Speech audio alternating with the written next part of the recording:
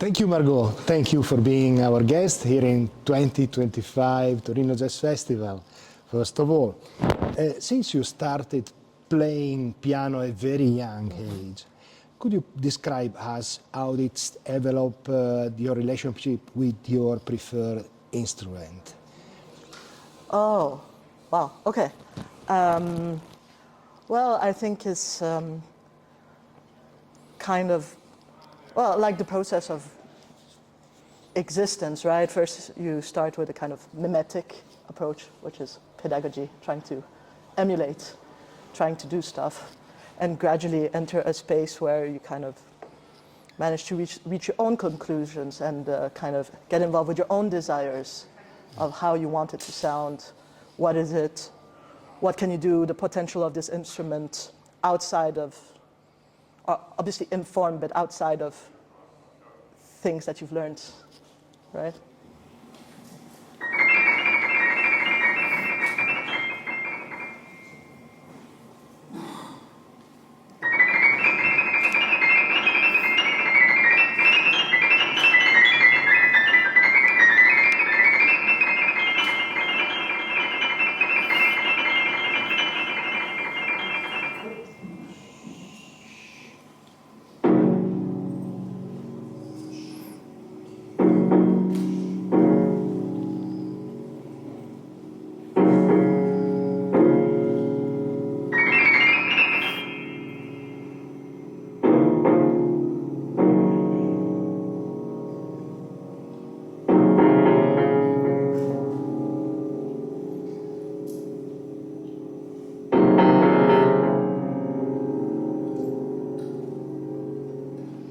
And the art of improvisation.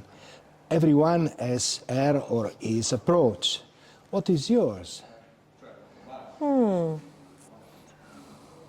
Well, it's there's some kind of pursuit of honesty to try to engage with what you hear and what the music needs, rather than impose desires or rely on things that you know you can do or you have already done, and is kind of always trying to reactualize in every moment and try to be present to try to feel what is needed in that space, I would say. So also the space is important, The space is important, the instrument is important, the day is important.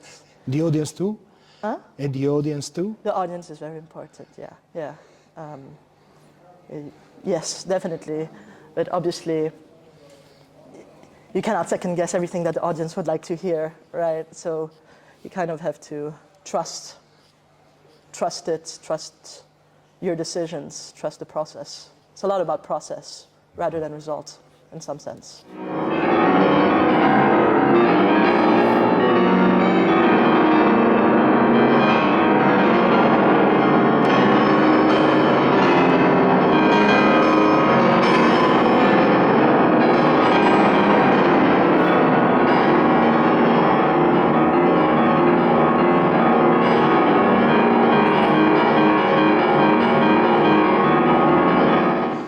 Sometimes are you able to feel a sort of relationship with the audience while you're playing? Yes, yeah. Definitely.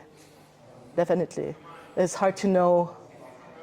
It's hard to know what is real and what is projected. You know, you can just assume things that, oh, people like it or people don't like it, but that's not really up to you to know. So, and it's all about trust. Once again, you have to trust that your decisions are not foolish or conducive to interesting music, at least.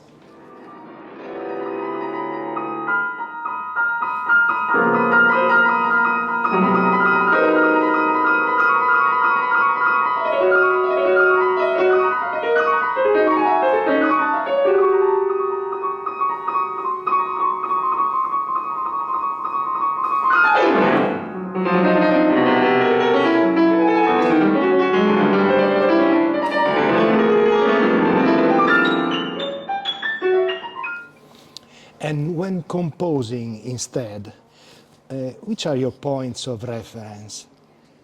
No, in the same way as improvisation, I'm always studying music from different periods and also different instruments, whether it's folk or classical or some jazz.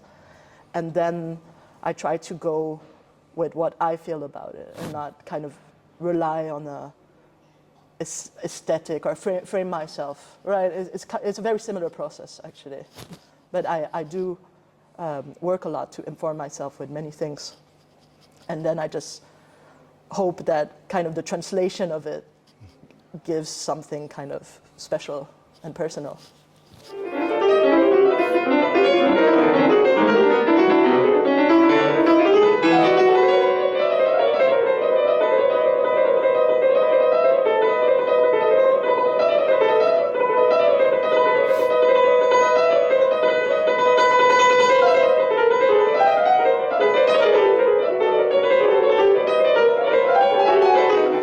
I'm interested to know which is the dynamics and the activities inside ILK, both a record label and an artistic collective. Okay, so this collective has been existing for, I don't know, maybe 20 years or I don't know, something like that. And so I entered at the early stage of it.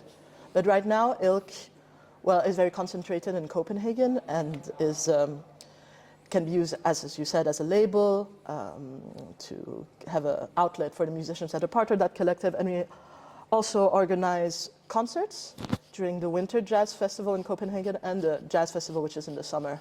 We have this ILK concert series that's happening now in July, for example. Yeah.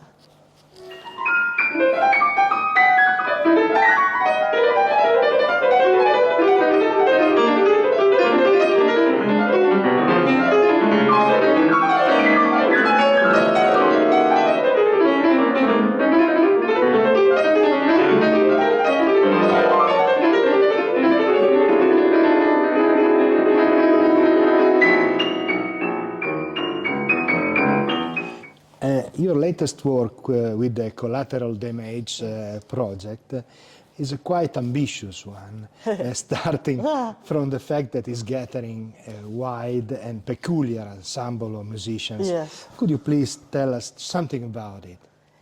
Right. Actually, it started as my bachelor project at RMC at a time where all the musicians were in Copenhagen. Now they're all over somewhere. One is in Sweden, one is in Amsterdam. So, but I think, well, I was always kind of attracted to overtone series, low-end, dark sounds, hence the 3 double bass players. And there was a kind of a big post-production work to like emphasize, because in the room, like some ideas of the double bass don't stick out as much as in the record. So I could kind of play with it and put like one voice out, which would change the entire frame of the music. Then it becomes something else, right? So it starts as improvisation, but I think it really became some kind of post-production orchestration and the mixing with it, which I had done with a Florence-based Italian percussion improviser, sound designer called Francesco Toninelli. We worked a lot listening to the whole thing. What happens if here we put that bass up? Okay, it's this now. So yeah, I cannot really take it out of the post-production idea. So I had a lot of fun with that. Yeah. Thank you very much, Margaux. Thanks a lot. That's it? Okay. Thanks a lot. Okay. Thank you.